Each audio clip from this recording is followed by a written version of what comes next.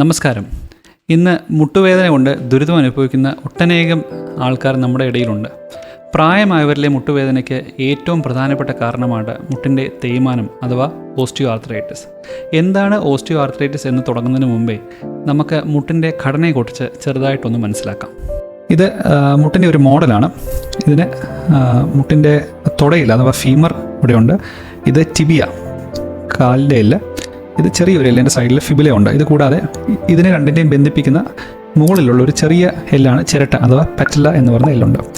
ഈ എല്ലുകളെ ബന്ധിപ്പിക്കുന്ന പേശികൾ അഥവാ ലിഗമെൻറ്റ്സ്, രണ്ട് സൈഡിലും രണ്ട് ലിഗമെൻറ്റ്സ് ഉണ്ട്. അത് മുട്ടിനെ രണ്ട് ഡയറക്ഷനിലേക്ക് ഇങ്ങനെ തിരിഞ്ഞു പോകാതെ സ്റ്റെബിലൈസ് ചെയ്യാൻ സഹായിക്കുന്നു. ഇതുകൂടാതെ മുട്ടിൻ്റെ ഉള്ളിൽ രണ്ട് ലിഗമെൻറ്റ്സ്, ഫ്രണ്ടിൽ നിന്ന് ബാക്കിലോട്ടും പുറകിൽ നിന്ന് ഫ്രണ്ടിലോട്ടും വരുന്ന രണ്ട് ലിഗമെൻറ്റ്സ് ഉണ്ട്. ഇതുകൂടാതെ മുട്ടിൻ്റെ ഉള്ളിൽ ബുഷുണ്ട്. ബുഷ് എന്ന് പറയുന്നത് മെനിസ്കസ് എന്നാണ് അതിൻ്റെ ശാസ്ത്രീയ നാമം. രണ്ട് സൈഡിലും രണ്ട് ബുഷുകൾ ഉണ്ട്. ഇത് ഒരു ഷോക്ക് അബ്സോർബറായിട്ട് രണ്ട് എല്ലുകളും തമ്മിൽ കൂട്ടിമുട്ടാതെ പ്രിവെൻറ്റ് ചെയ്യാൻ അതിനെ സഹായിക്കും. ഇതുകൂടാതെ മുട്ടിൻ്റെ ഉള്ളിലുള്ള കാർട്ടിലേജ്, ഇതൊരു 2 മില്ലിമീറ്റർ തിക്നെസ് തുടയിലും കാലിൻ്റെ എല്ലിലും, ഇതുകൂടാതെ മുട്ടിൻ്റെ ചിരട്ടയുടെ അടിഭാഗത്തും ഉണ്ടാവും. ഇവയും മുട്ടിനുള്ളിൽ ഒരു പോളിഷ്ഡ് സർഫസ് ഉണ്ടാക്കിയിട്ട് ഫ്രിക്ഷൻ വളരെയധികം കുറച്ച് വളരെ സ്മൂത്തായിട്ട് മുട്ടിനെ മടങ്ങാനും നിവരുവാനും സഹായിക്കുന്നു. ഇതെല്ലാമാണ് നോർമലായിട്ടുള്ള മുട്ടിൻ്റെ ഘടന. ഇതുകൂടാതെ മുട്ടിൻ്റെ മുൻവശത്തും പുറവശത്തുമായി വളരെ വലിയ മസിലുകൾ മുട്ടിനെ സ്റ്റെബിലൈസ് ചെയ്യാനും സഹായിക്കുന്നു. ഇപ്പോൾ നമ്മൾ മുട്ടിൻ്റെ നോർമൽ ഘടന, അനാറ്റമി നമ്മൾ പറഞ്ഞു കഴിഞ്ഞു. ഇനി നമുക്ക് മുട്ടിൻ്റെ തേയ്മാനം എങ്ങനെയാണെന്നുള്ളത് മനസ്സിലാക്കാം. മുട്ടിൻ്റെ തേയ്മാനത്തിന് 4 സ്റ്റേജുകളുണ്ട്. ആദ്യത്തെ സ്റ്റേജിൽ നമ്മളൊരു എക്സ്റേ എടുക്കുമ്പോൾ മുട്ടിനകത്തുള്ള പ്രധാനപ്പെട്ട വിശദാംശങ്ങളൊന്നും കാണാൻ പറ്റില്ല. നോർമലായിട്ടുള്ള മുട്ട് പോലെ തന്നെ ഇരിക്കും. എന്നാൽ മുട്ടിൻ്റെ സൈഡിൽ മുട്ടിനകത്ത് ഉള്ള സ്ട്രെസ്സ് കാരണം, തേയ്മാനത്തിൻ്റെ സ്ട്രെസ്സ് കാരണം ഒരു ചെറിയ എല്ലിൻ്റെ വളർച്ച ചെറുതായിട്ട് കാണപ്പെടും. അതിനെയാണ് ഓസ്റ്റിയോഫൈറ്റുകൾ എന്ന് പറയുന്നത്. ഇതുകൂടാതെ മുട്ടിനുള്ള വേദനയാണ് ഏറ്റവും പ്രധാനപ്പെട്ട രോഗലക്ഷണം. രണ്ടാമത്തെ സ്റ്റേജിൽ ഈ മേൽപ്പറഞ്ഞ രോഗലക്ഷണങ്ങൾ കൂടാതെ തന്നെ മുട്ടിനുള്ളിലുള്ള കാർട്ടിലേജ് അഥവാ തരുണാസ്ഥി ചെറുതായിട്ട് ഉറഞ്ഞ് തുടങ്ങും. അതുകൂടാതെ മുട്ടിനുള്ളിലുള്ള മെനിസ്കസിനും ക്ഷതമേൽക്കുകയും അതിന് വിള്ളൽ സംഭവിക്കുകയും ചെയ്യും. ഇത് എല്ലാം കൊണ്ട് മുട്ടിൻ്റെ ഉള്ളിലുള്ള സ്പേസ് ചെറുതായിട്ട് കുറഞ്ഞു തുടങ്ങും. മുട്ടിനുള്ള തരുണാസ്ഥി അഥവാ കാർട്ടിലേജിന് നല്ലപോലെ ക്ഷതമേൽക്കുകയും മെനിസ്കസിനും തേയ്മാനം സംഭവിക്കുകയും ചെയ്യും. ഇതുകൊണ്ട് മുട്ടുകളുടെ 2 എല്ലുകളും തമ്മിൽ അടുത്ത് വരുവാനും ആ എല്ലുകൾ നേരിട്ട് കൂട്ടിമുട്ടി ഉറഞ്ഞ് അങ്ങനെയാണ് വേദന നല്ലപോലെ കടക്കുന്നത്. ലാസ്റ്റ് സ്റ്റേജ് അഥവാ 4th സ്റ്റേജിൽ മുട്ടിനുള്ളിലുള്ള തരുണാസ്ഥി ഒരു സൈഡിൽ ഏകദേശം നല്ലതുപോലെ തേഞ്ഞ് ബുഷിനും നല്ല രീതിയിൽ തേയ്മാനം വന്ന് എല്ലുകൾ തമ്മിൽ കൂട്ടിമുട്ടുന്ന അവസ്ഥയ്ക്ക് 4th സ്റ്റേജ് എന്ന് പറയുന്നത്. ഇങ്ങനെ വരുമ്പോൾ ഒരു സൈഡിൽ മാത്രം വെയിറ്റ് കൂടുതലായിട്ട് വന്ന് മുട്ടിൻ്റെ ഒരു സൈഡിലുള്ള ബുഷ് തേഞ്ഞ് കാലിന് ഇങ്ങനെ വളവ് വരികയും ചെയ്യും. അത് നമുക്ക് പ്രകടമായിട്ട് തന്നെ എക്സ്റേയിലും നേരിട്ടും പേഷ്യൻസിൽ കാണാൻ പറ്റും. ഇതാണ് 4th സ്റ്റേജ്. മുട്ട് തേയ്മാനത്തിൻ്റെ ചികിത്സാ രീതികളെക്കുറിച്ച് നമുക്ക് നോക്കാം. മുട്ട് തേയ്മാനത്തിന് 4 സ്റ്റേജുകളുണ്ട്. സ്റ്റേജ് 1 ആൻഡ് സ്റ്റേജ് 2 ഇവയ്ക്ക് കൂടുതലായും നമ്മൾ ആശ്രയിക്കുന്നത് മുട്ടിൻ്റെ വേദന സംഹാരികൾ, പെയിൻ കില്ലേഴ്സ്, ഫിസിയോതെറാപ്പി, ഇതുകൂടാതെ കാർട്ടിലേജ് സപ്ലിമെൻറ്റ്സ് എല്ലാം കൊടുത്തു കഴിഞ്ഞാൽ ഒരു പരിധിവരെ ഇത് അടുത്ത സ്റ്റേജിലേക്ക് പോകാതെ പ്രോഗ്രസ് ചെയ്യാതെ നമുക്ക് പിടിച്ചു നിർത്താൻ പറ്റും. പക്ഷേ റെഗുലറായിട്ടുള്ള ഫിസിയോതെറാപ്പി ചെയ്ത് കഴിഞ്ഞാൽ അതാണ് ഏറ്റവും ബെസ്റ്റ് ആയിട്ടുള്ള ട്രീറ്റ്മെൻറ്റ്. ഇതുകൂടാതെ മുട്ടിനുള്ളിലേക്ക് എടുക്കുന്ന ഇഞ്ചക്ഷൻസ് അത് മുട്ടിൻ്റെ തേയ്മാനം കുറയ്ക്കുകയില്ല, എന്നാൽ മുട്ടിനുള്ളിലുള്ള തേയ്മാനം കാരണം ഉണ്ടാകുന്ന വേദന ഒരു പരിധിവരെ കുറച്ച് ആൾക്കാർക്ക് ആശ്വാസം കൊടുക്കുവാൻ സഹായിക്കുന്നതാണ്. ഈയിടെയായിട്ട് മുട്ടിനുള്ളിലെ PRP ഇഞ്ചക്ഷൻ എടുക്കുന്നതിനെ പറ്റി വളരെയധികം സംശയങ്ങൾ ആൾക്കാരുടെ ഇടയിലുണ്ട്. PRP എന്ന് പറഞ്ഞാൽ പ്ലേറ്റ്ലെറ്റ് റിച്ച് പ്ലാസ്മ. നമ്മുടെ ശരീരത്തിലുള്ള രക്തം അരിച്ച് അതിൽ നിന്നുള്ള ഒരു ഘടകം എടുത്ത് മുട്ടിലേക്ക് ഇഞ്ചക്ഷൻ ചെയ്യുന്ന ഒരു പ്രക്രിയയ്ക്കാണ് PRP ഇഞ്ചക്ഷൻ തെറാപ്പി എന്ന് പറയുന്നത്. ഈ ഒരു ഇഞ്ചക്ഷൻ കൊണ്ട് മുട്ടിലേക്കുള്ള തേയ്മാനം കുറയ്ക്കാൻ പറ്റുന്നുള്ളതിന് ശാസ്ത്രീയമായിട്ടുള്ള അടിസ്ഥാനമോ പഠനങ്ങളോ തെളിയിക്കുന്നത് അത് അത്രയധികം എഫക്റ്റ് അല്ല എന്നുള്ളത് തന്നെയാണ്. എന്നാൽ മുട്ടിൻ്റെ തേയ്മാനം സ്റ്റേജ് 3 അല്ലെങ്കിൽ സ്റ്റേജ് 4 എന്ന് പറയുന്ന അവസ്ഥയിലേക്ക് വരുമ്പോൾ അതിന് ഏറ്റവും ശാശ്വതമായിട്ടുള്ള പരിഹാരം മുട്ടിൻ്റെ തരുണാസ്ഥി മാറ്റിവെക്കുക അഥവാ മുട്ട് മാറ്റിവെക്കൽ ശസ്ത്രക്രിയ എന്ന് വെച്ചാൽ ടോട്ടൽ നീ റീപ്ലേസ്മെൻറ്റ്. ഇന്ന് നമ്മുടെ ശാസ്ത്രീയ ലോകത്ത് കണ്ടുപിടിച്ചതിൽ വെച്ച് ഏറ്റവും സക്സസ്ഫുൾ ആയിട്ടുള്ള സർജറികളിൽ ഒന്നാണ് ടോട്ടൽ നീ റീപ്ലേസ്മെൻറ്റ് അഥവാ മുട്ട് മാറ്റിവെക്കൽ ശസ്ത്രക്രിയ. സ്റ്റേജ് 3 സ്റ്റേജ് 4 ഉള്ള മുട്ടിൻ്റെ തേയ്മാനം കാരണം, മുട്ടിനുണ്ടാകുന്ന വളവുകൾ കാരണമോ അസഹനീയമായ മുട്ടിലുള്ള വേദന കാരണമോ രോഗിക്ക് നമ്മൾ മുട്ട് മാറ്റിവെക്കൽ ശസ്ത്രക്രിയ ഓപ്ഷൻ കൊടുക്കാറുണ്ട്. എന്നാൽ നേരത്തെ പറഞ്ഞ ഓപ്ഷൻസ് എല്ലാം ട്രൈ ചെയ്തിട്ട്, എന്ന് വെച്ചാൽ വേദന സംഹാരി, ഫിസിയോതെറാപ്പി, കാർട്ടിലേജ് സപ്ലിമെൻറ്റ്സ്, ഇതെല്ലാം ട്രൈ ചെയ്ത് അവസാനത്തെ ഓപ്ഷനായിട്ട് മാത്രമാണ് മുട്ട് മാറ്റിവെക്കൽ ശസ്ത്രക്രിയ ഏതൊരു രോഗിക്കും നമ്മൾ പ്രൊവൈഡ് ചെയ്യുന്നത്. അപ്പോൾ പല ആൾക്കാർക്കും മുട്ടുമാറ്റിവെക്കൽ ശസ്ത്രക്രിയ ഓപ്ഷൻ പറയുമ്പോൾ അവർക്ക് സംശയങ്ങളുണ്ടാവും.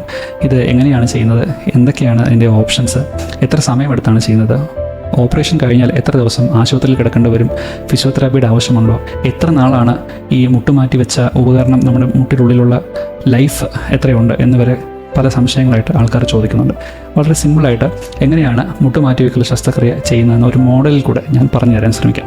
ടോട്ടൽ നീ റീപ്ലേസ്മെൻറ്റ് അഥവാ മുട്ടുമാറ്റിവെക്കൽ ശസ്ത്രക്രിയയിൽ നമ്മൾ ചെയ്യുന്നത് രോഗീനെ അനസ്തീഷ്യ കൊടുത്ത് കിടത്തി മുട്ട് നല്ലപോലെ വൃത്തിയാക്കി ഡ്രൈപ്പ് ചെയ്ത് മുട്ടിൻ്റെ മുകളിൽ ഉള്ള മുറിവുണ്ടാക്കി മുട്ടിൻ്റെ എല്ലിനെ എക്സ്പോസ് ചെയ്തെടുക്കും.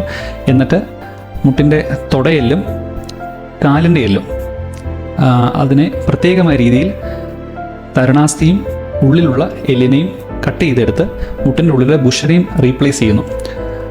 അപ്പോൾ ഈ എല്ലിനെ റീപ്ലേസ് ചെയ്യുന്നത് മെറ്റൽ ഇംപ്ലാൻസ് കൊണ്ടാണ്. പ്രത്യേകമായി ശ്രദ്ധിക്കേണ്ടത് മുട്ട് മാറ്റി വെക്കുന്ന സമയത്ത് മുട്ടിനെ സ്റ്റെബിലൈസ് ചെയ്യുന്ന 2 സൈഡിലുള്ള കൊളാറ്ററൽ ലിഗമെൻറ്റ്സിന് ക്ഷതമേൽക്കാൻ പാടില്ല എന്നുള്ളതാണ്. അപ്പോൾ ഇത്രയും ചെയ്ത് കഴിയുമ്പോൾ നമ്മുടെ മുട്ടിൻ്റെ അവസ്ഥ ഇങ്ങനെയായിരിക്കും. മുട്ടിൻ്റെ തുടയെല്ലിൻ്റെ ഷേപ്പ് ഏകദേശം മുകളിൽ നിന്നും സൈഡിൽ നിന്നും അടിയിൽ നിന്നും കട്ട് ചെയ്ത് എടുക്കും. താഴത്തെ എല്ലിനെ ഒരു ഫ്ലാറ്റ് സർഫസായിട്ട് കട്ട് ചെയ്ത് അതിൻ്റെ ഉള്ളിൽ ഒരു ഗർത്തം ഉണ്ടാക്കിയെടുത്ത്, എന്തുകൊണ്ടാണ് ഞാൻ ചെയ്യുന്നതെന്ന് വെച്ചാൽ നമ്മൾ ഈ കട്ട് ചെയ്ത ഭാഗത്തിനെ റീപ്ലേസ് ചെയ്യുന്ന ഇംപ്ലാൻറ്റിൻ്റെ ഷേപ്പ് അനുസരിച്ചാണ് ഈ കട്ട് ചെയ്തേക്കുന്നത്. ഇതെല്ലാം കട്ട് ചെയ്തതിന് ശേഷം ഈ 2 ലിഗമെൻറ്റ്സിൻ്റെയും സ്ട്രെങ്ത്ത് കറക്റ്റായിട്ട് ബാലൻസ് ചെയ്ത് 2 സൈഡിലും ഒരേപോലെ ടെൻഷൻ ക്രിയേറ്റ് ചെയ്തിട്ട് മുട്ടിൻ്റെ അടിയിൽ ഇതുപോലത്തെ ഷേപ്പുള്ള ഇംപ്ലാൻറ്റ് ഫിക്സ് ചെയ്യുന്നു.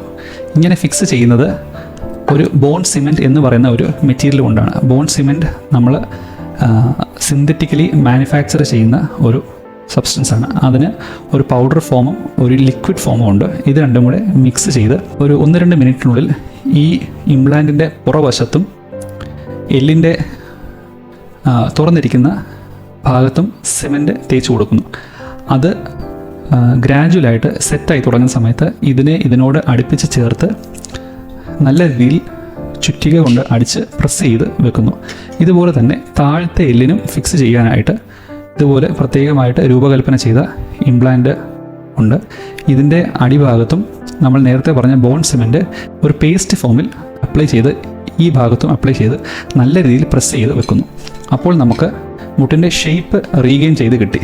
എന്നാൽ മുകളിലുള്ളതും താഴെയുള്ളതുമായ ആ ഷേപ്പുകൾ തമ്മിൽ ഉരയുന്നത് മെറ്റലുകൾ തമ്മിൽ ഉരയുന്ന ഭാഗമായതുകൊണ്ട് അത് പെട്ടെന്ന് ഉരഞ്ഞ് വീണ്ടും കേടുപാടുകൾ വരാൻ സാധ്യത ഉള്ളതുകൊണ്ടും ഇതിൻ്റെ ഇടയ്ക്ക് ലിഗമെൻറ്റിനെയും ടെൻഷൻ ചെയ്ത് വെക്കാൻ മാത്രമുള്ള സൈസിലുള്ള ഒരു പോളിയെത്തിലീൻ മെറ്റീരിയൽ കൊണ്ടുണ്ടാക്കുന്ന ഒരു ബുഷ് ഇതിൻ്റെ ഇടയിൽ വെച്ചു. ഇതിനെ നമ്മൾ പോളി എന്നാണ് പറയുന്നത്. ഇതിൻ്റെ ഇടയിൽ ഫിക്സ് ചെയ്ത് മുട്ടിനെ തിരിച്ച് അതേ രീതിയിൽ റീക്രിയേറ്റ് ചെയ്യുന്ന പ്രോസസ്സാണ്. ഇതിനെയാണ് ടോട്ടൽ നീ റീപ്ലേസ്മെൻറ്റ് എന്ന് പറയുന്നത്. ഒരു മുട്ട് മാറ്റിവെക്കാൻ ആവറേജ് എടുക്കുന്നത് 3/4 മണിക്കൂർ മുതൽ 1 മണിക്കൂർ വരെ സമയമാണ്. ഇനിയുള്ള സംശയം എന്ന് വെച്ചാൽ ഒരു നീ റീപ്ലേസ്മെൻറ്റ് ചെയ്താൽ എത്ര നാളത്തേക്ക് ആ മുട്ടിന് ലൈഫ് ഉണ്ട് എന്നാണ്. അവൈലബിൾ ആയിട്ടുള്ള ഡേറ്റ വെച്ച് 34 ഇയേഴ്സ് 34 വർഷം വരെ ഒരു കേടുപാടുകളും കൂടാതെ മുട്ടിനുള്ള ഇംപ്ലാന്റ് അതേപോലെ ഇരിക്കുന്നുള്ള ഡേറ്റ ഉണ്ട്. എന്നാൽ ആവറേജ് ആയിട്ട് 20 to 25 25 വർഷം വരെയും മുട്ടിനുള്ളിലുള്ള ലിഗമെൻറ്റ് അതേപടി ഇരിക്കുകയും ചെയ്യും. നമ്മൾ 25 വർഷം പറയുന്നത് ഇത് ഇവിടുന്ന് ഇളകി പോവുകയോ ഒന്നും സംഭവിക്കില്ല. എന്നാൽ എല്ലും ഇംപ്ലാന്റും തമ്മിലുള്ള ആ ഒരു ജംഗ്ഷനിൽ ഉള്ള നേരത്തെ പറഞ്ഞ പേസ്റ്റ് പോലുള്ള ബോൺ സിമെൻറ്റ് ചെറുതായിട്ട് ലൂസായിട്ട് ഈ ഇംപ്ലാന്റ് മുട്ടിൽ നിന്ന് ചെറുതായിട്ട് ഇളകുകയും ചെയ്യും. ഇതുകൂടാതെ നമ്മുടെ മുട്ടിനുണ്ടാകുന്ന സ്വാഭാവികമായ ബോൺ സ്ട്രെങ്ത്തിൻ്റെ കുറവ്, അതായത് ഓസ്റ്റിയോപോറോസിസ് ഉണ്ടാകുമ്പോൾ അതനുസരിച്ചും മുട്ടിൻ്റെ എല്ല് ഇംപ്ലാന്റിൽ നിന്ന് ചെറുതായിട്ട് വേർപെട്ട് അങ്ങനെ ലൂസനിങ് ഉണ്ടാകാനുള്ള സാധ്യതകളുണ്ട്. അങ്ങനെ ഉണ്ടായാൽ പോലും ആധുനിക ശാസ്ത്രീയ മേഖലയിൽ അതിൻ്റേതായ ഓപ്ഷൻസ് ഉണ്ട്. അത്രയും ഭാഗം വീണ്ടും റീപ്ലേസ് ചെയ്ത് കുറച്ചും കൂടി അഡ്വാൻസ്ഡ് ആയിട്ടുള്ള ഇംപ്ലാന്റുകൾ വെക്കാനുള്ള ഓപ്ഷൻസും ഈ കാലഘട്ടത്തിലുണ്ട്. സാധാരണയായി മുട്ടുമാറ്റിവെക്കൽ ശസ്ത്രക്രിയ ചെയ്യുന്നത് മുട്ടിൻ്റെ മുകളിലുള്ള സ്കിന്നും മസിലും നേരിട്ട് ഡയറക്റ്റായിട്ട് മുറിച്ച് നേരിട്ട് മുട്ടിൻ്റെ എല്ലിലേക്ക് എത്തുന്ന രീതിയാണ് ചെയ്യുന്നത്. എന്നാൽ ഞങ്ങളുടെ സ്ഥാപനത്തിൽ ഞങ്ങൾ സബ് വാസസ് അപ്രോച്ച് എന്ന് പറയുന്ന ഒരു മുട്ടിൻ്റെ ഓപ്പറേഷൻ രീതിയിൽ കൂടെയാണ് ചെയ്യുന്നത്. ഇതിൽ മുട്ടിൻ്റെ മുകളിലുള്ള ക്വാഡ്രിസെപ്സ് മസിലിനെ നേരിട്ട് കട്ട് ചെയ്യാതെ അതിൻ്റെ സൈഡിൽ കൂടെ പോയി മുട്ടിൻ്റെ ഉള്ളിൽ ചെന്ന് എല്ലിനെ അപ്രോച്ച് ചെയ്യുന്ന രീതിയാണ് ഇവിടെ ചെയ്തു വരുന്നത്. ഈ അപ്രോച്ച് കൊണ്ട് ഉള്ള അഡ്വാൻറ്റേജ് എന്താണെന്ന് വെച്ചാൽ ഓപ്പറേഷൻ കഴിഞ്ഞ് വളരെ നെക്സ്റ്റ് ഡേ അടുത്ത ദിവസം തന്നെ വളരെയധികം വേദന കുറച്ച് രോഗിക്ക് വാക്കർ പിടിച്ച് നടക്കാമെന്നതാണ്. മുട്ടിൻ്റെ ക്വാഡ്രിസെപ്സ് മസിലിനുള്ള സ്ട്രെങ്ത് ഒട്ടും തന്നെ പാഴാകാതെ നേരിട്ട് നോർമലായിട്ടുള്ള ജീവിത രീതിയിലേക്ക് എത്തിപ്പെടുവാനും സാധിക്കും. എന്നാൽ സാധാരണയായി ചെയ്യുന്ന അപ്രോച്ചിനും പ്രശ്നങ്ങളൊന്നുമില്ല. എന്നാൽ ആദ്യത്തെ ഒരാഴ്ച 10 ദിവസമുള്ള വേദനയുടെ തോത് ഇച്ചിരി കൂടി നിൽക്കുന്നത് മാത്രമേ ഉള്ളൂ. അപ്പോൾ സബ്ബാസസ് അപ്രോച്ച് കൊണ്ട് ആദ്യത്തെ കുറച്ച് ദിവസങ്ങളിൽ വേദന നല്ലപോലെ കുറഞ്ഞ് മുട്ടിൻ്റെ സ്ട്രെങ്ത് പെട്ടെന്ന് റീഗെയിൻ ചെയ്യാൻ സാധിക്കും. മുട്ടിൻ്റെ തേയ്മാനത്തെക്കുറിച്ചും മുട്ടുമാറ്റിവൽ ശസ്ത്രക്രിയയെക്കുറിച്ചും ഉള്ള ചില അറിവുകൾ എനിക്ക് ഈ വീഡിയോയിൽ കൂടെ നിങ്ങളുമായി ഷെയർ ചെയ്യാൻ സാധിച്ചെന്ന് വിശ്വസിക്കുന്നു. കൂടുതലായിട്ടുള്ള സംശയങ്ങൾക്കും ഡീറ്റെയിൽസിനും ചൂടെ കൊടുത്തിരിക്കുന്ന നമ്പറിൽ നിങ്ങൾക്ക് കോൺടാക്ട് ചെയ്യാവുന്നതാണ്. നിങ്ങൾക്ക് ഈ കിട്ടിയ ഇൻഫർമേഷൻ മറ്റുള്ളവരിലേക്കും ഷെയർ ചെയ്യണമെന്ന് വിനീതമായി അപേക്ഷിക്കുന്നു. നന്ദി.